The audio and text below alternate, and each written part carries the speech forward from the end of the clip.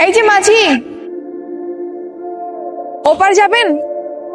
কি হলো, তাকিয়েছেন কেন? লাকেশটা এসে নেন।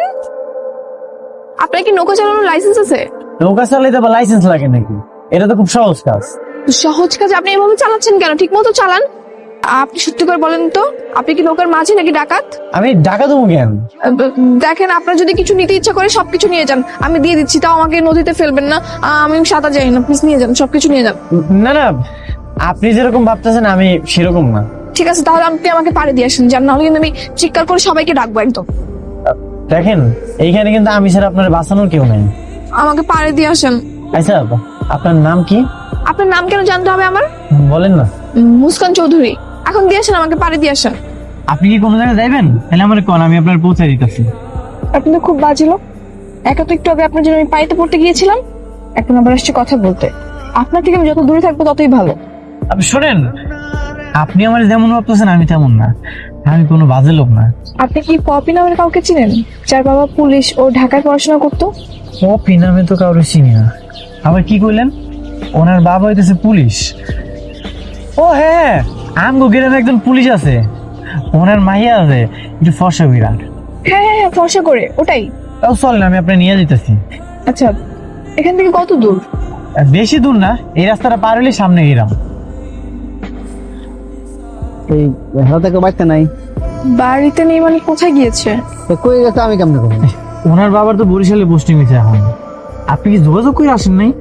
না, আমার সাথে তো ওর 1 বছর ধরে কোনো কন্ট্রাক্ট নেই। জাস্ট আমি জানতাম এটাই গ্রাম, আর ওর বাবা পুলিশে চাকরি করে। হে আল্লাহ, এখন আমার কি হবে? আপনি একটা কাজ করেন, আপনি ঢাকা চলে যান। না না, ঢাকায় যাওয়া যাবে না, আমাকে এই গ্রামে থাকতে হবে। আপনি যদি কিছু না মনে করেন তাহলে আপনি আমাকে বাড়িতে চলেন।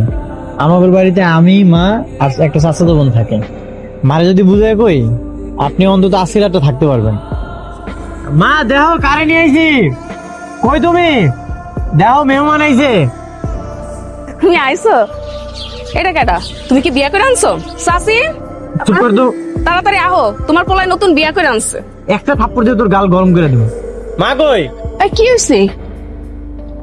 এই মাইয়া কেডা? মা, উনি হইতেছে মুস্কান, ঢাকা থেকে আইছে। ঢাকা থেকে আইছে? কিন্তু তোর লগে কেন? উনি হইতেছে পশ্চিমপাড়ার পুলিশ আঙ্কেলকে বাড়ি আইছিল। পুলিশ আঙ্কেলের মায়া নাকি ওনার বান্ধবী। ওনারা তো কেউ বাড়িতে নাই, যেহেতু বাড়িতে নাই এই জন্য আমগো বাড়িতে নিয়ে এসে একটা দিদা থাকবো। কিন্তু না না সাসি, আমরা কোনো অচেনা মানুষকে আমাকে বাড়িতে থাকতে দিই না। তুমি বউ সাইজা আসছো, তুমি কি বাড়ি থেকে পালাই আসছো মা? মা, এগুলো তুমি পরে জিজ্ঞাসা করো। আমার অনেক ক্ষুধা লাগছে, আর আমার মনে হয় উনিও সকাল থেকে কিছু খায়নি। তুমি আমাকে খাবার দাও, আর এগুলো তুমি পরে জিজ্ঞাসা করো। সাসি, আমার কিন্তু সুবিধার মনে হইতেছে না, আপনি কোনোভাবে আমাকে বাড়িতে থাকতে দিন না। এই তুই চুপ করবি? তোরা সবসময় সন্দেহ কর। তুই নিজে যেমন সবাই ভাবছো অমন। তোমার পোলাটাই কিন্তু বারবার আমার এই মায়ের সামনে অপমান করতেছে। তুমি কি কিছু কইবা? হ্যাঁ, তোরা থাম তো, খালি সারাক্ষণ দুজন ঝগড়া করস। মা, তুমি আসো আমার সাথে, আসো ভিতরে চলো। আমি এসে মনে হয় আপনাদের ঝামেলায় ফেলে দিলাম, তাই না আন্টি? হ, অনেক ঝামেলা করতেছেন। আমরা সবচেয়ে বেশি খুশি হব আপনি খাবার খেয়ে উঠে তাড়াতাড়ি চলে যান। এই, তোর কথাবার্তা সিরি এরকম কেন রে? হ্যাঁ, উনি আমগো মনে হয় না? মা, তুমি কিছু মনে করো না, ওর কথাবার্তা একটু এরকমই, একটু ফাজিল। আচ্ছা মা, তোমার আব্বা আম্মা তোমার লেগে চিন্তা করবো না? হ্যাঁ, আমার কথা হয়েছে ফোনে। ও, তাইলে তো ভালোই।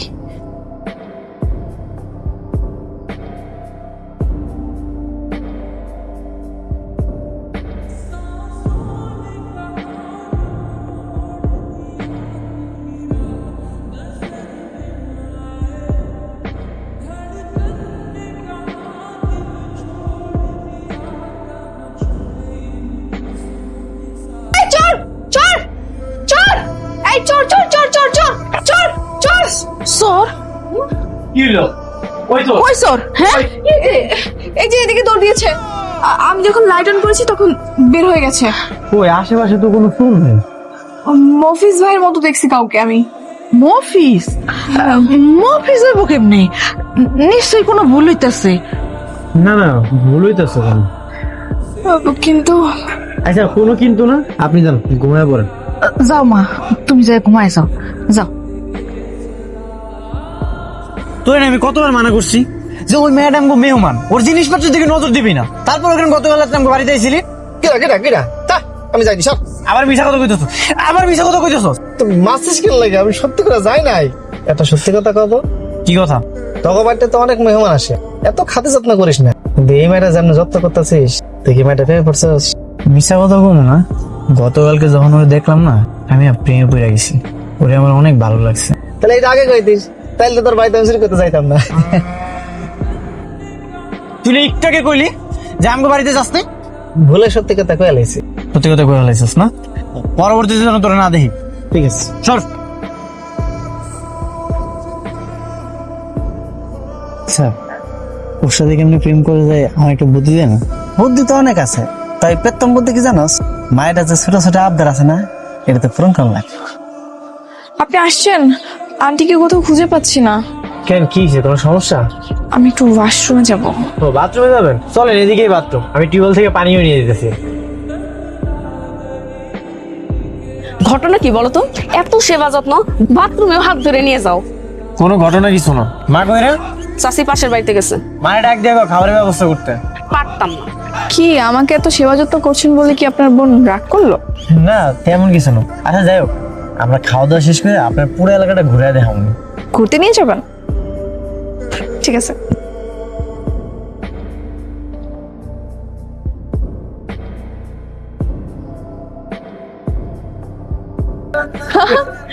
সুন্দর পরিবেশ, দেখেন সুন্দর না?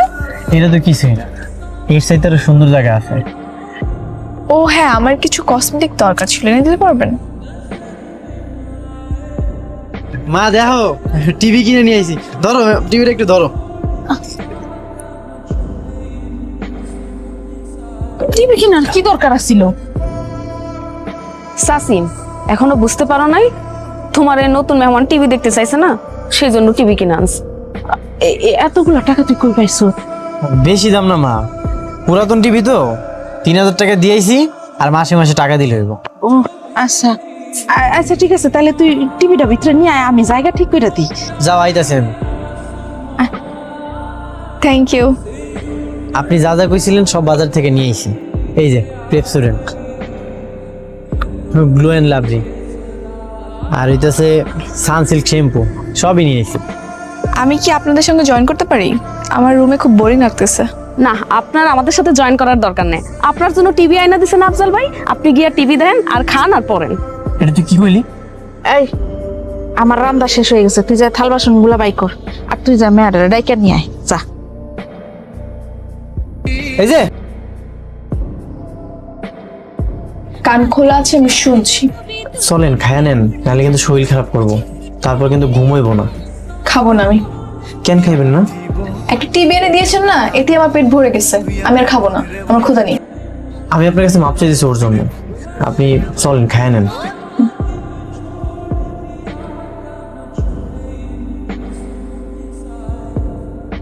বলছি না আমি খাবো না। চলেন। আচ্ছা, আপনি যদি কিছু না মনে করেন, এখন থেকে আপনার আমি তুমি পেয়ে কই। হ্যাঁ, বলতেই পারেন, বলেন। আচ্ছা, আপনার একটা কথা জিজ্ঞাসা করি। কি জিজ্ঞাসা করবা? আমি কেন বাসা থেকে পালিয়ে আসছি, এটাই তো? 4 বছর আগে কার অ্যাক্সিডেন্টে আমার বাবা মারা গিয়েছিল। তারপর থেকে আমি ছোট চাচা চাচির কাছে থাকি, আর আমাকে দেখাশোনা তারাই করতো। ভালোই জমি জমা সম্পত্তি আছে আমাদের। তারপর আমার চাচি চেয়েছিল তার ভাইয়ের ছেলের সঙ্গে আমাকে বিয়ে দিবে, কিন্তু লোকটাকে আমার একদমই সহ্য হয় না, তাই আমি পালিয়ে আসছি। এটা তো তোমার সাথে খুবই অন্যায় হয়েছে। হ্যাঁ, যার বাবা মা নেই তার সাথে তো এরকম অন্যায় হবেই। আমার বাবার একজন বন্ধু আছে যিনি উকিল, এখন বাংলাদেশে নেই, কানাডায় গিয়েছে। সে যতদিন না পর্যন্ত আসবে আমাকে এভাবে লুকিয়ে থাকতে হবে, কিন্তু চাচিও জোর করে আমাকে বিয়ে দিয়েই ছাড়বে। তোমার আরেকটা প্রশ্ন করি। করো। তুমি কি কাউরে ভালোবাসো? মানে তোমার কি কোনো পছন্দের মানুষ আছে? কি ব্যাপার, হাসতেছো কেন? তো হাসবো না, তুমি তো বোকা কেন? আমি বোকা? কিরকম? আমার যদি কোনো বয়ফ্রেন্ডই থাকতো তাহলে কি আমি এত কষ্ট করে এখানে আসতাম বা লুকিয়ে থাকতাম? তার সঙ্গে কবে পালিয়ে যেতাম।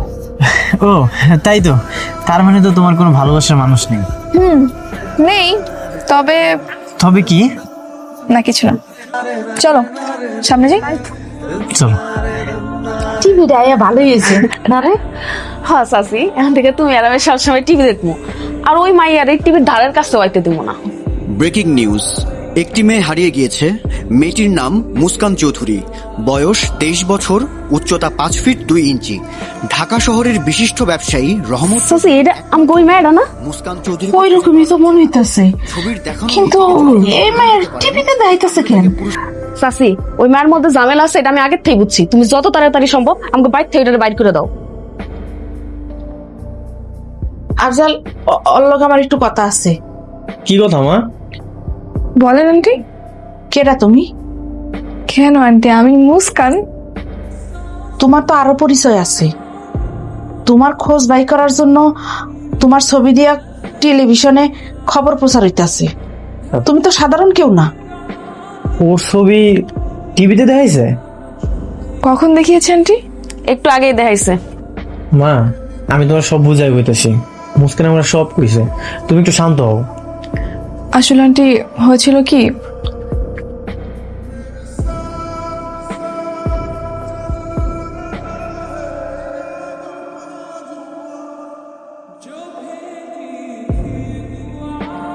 আন্টি আমাকে কিছুদিন একটু আশ্রয় দিন আপনার বাসায়।